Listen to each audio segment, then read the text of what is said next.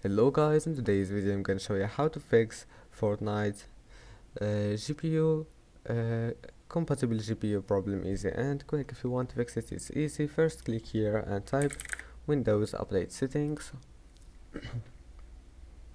and then make sure to install all the updates that you can find here, and then let's move to the next step. Click here and type Device Manager